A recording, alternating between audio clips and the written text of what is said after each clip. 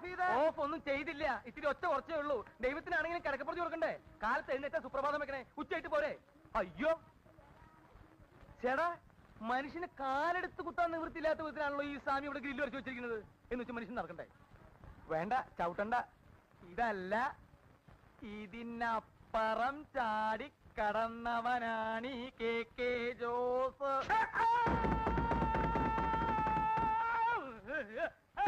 അയ്യോ, എന്റെ